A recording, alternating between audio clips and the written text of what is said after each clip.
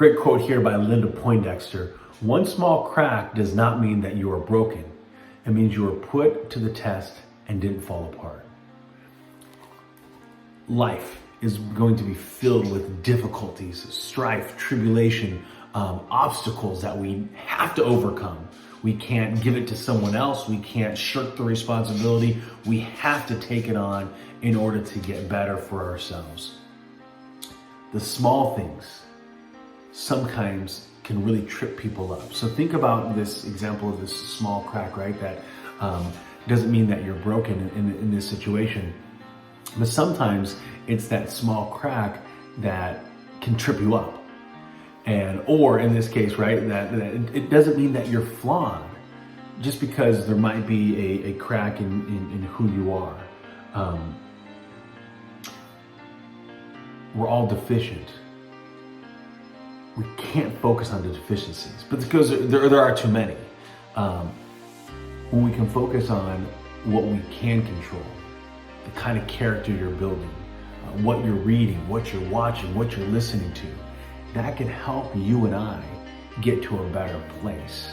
And realizing that, yes, there are flaws, there are difficulties, but what can I do to be able to go all in on what I'm good at, my talents, my gifts? So for example, I'm not a very detail-oriented person because since I know that about myself, when there are certain things that I need to teach or coach, I need to be able to force myself to be able to learn some of those small details.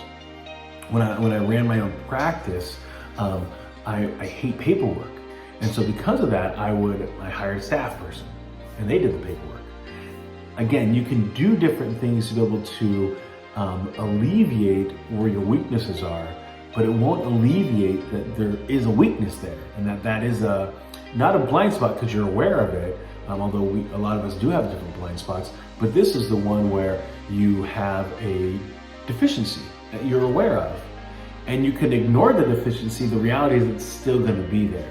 So I think for a lot of people, this can be the Achilles heel for them because they know where they're having a difficulty, but they ignore not to do anything about it. That can be extremely difficult.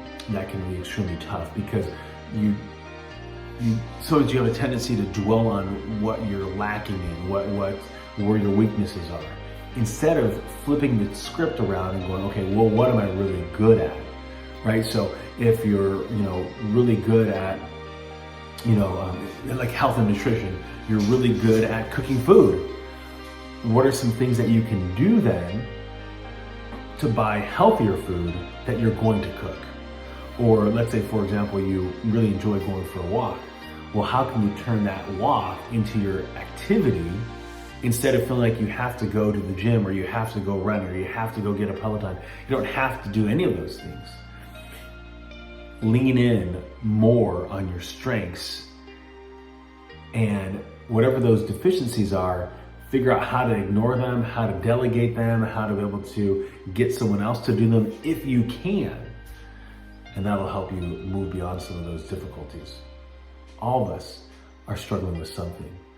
Everyone is looking for ways to improve. Not looking for ways, but everyone has ways that they can improve. Whether they decide to do something about it, it's up to them. Don't define yourselves by the small cracks that might exist in your life. Shrooms out.